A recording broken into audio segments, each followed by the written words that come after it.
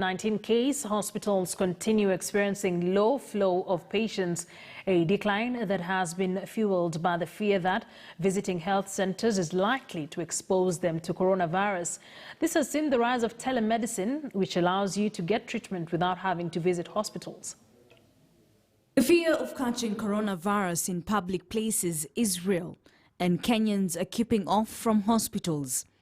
We meet Dr. Max Omondi in his office, the founder of Home Doctors, a telemedicine platform that allows those in Nairobi to access healthcare remotely. The telemedicine option is one that many like him have had to embrace due to the job losses experienced in various sectors. This was an initiative first to provide employment to these doctors, at least to get something to put on the table. That's one.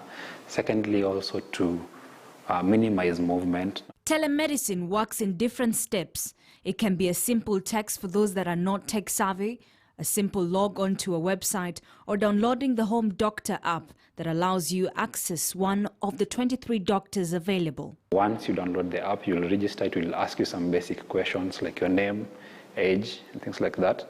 So it tags you to the nearest doctor to your place. As Dr. Marks shows us how the app works, he gets a request from a second-time patient, allowing us to experience the process firsthand.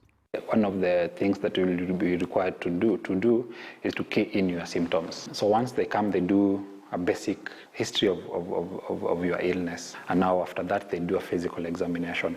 Telemedicine is not meant to replace the primary care physician, urgent care provider, or ER.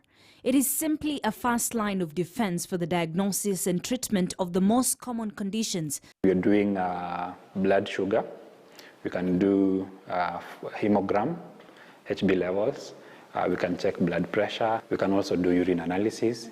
And sometimes we also do stool analysis for H. pylori.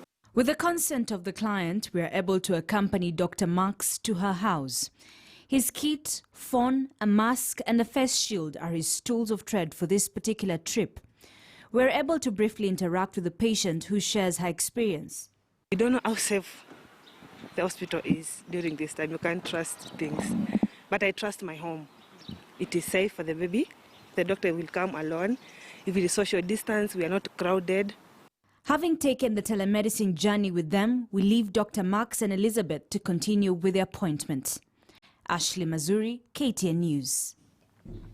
Now,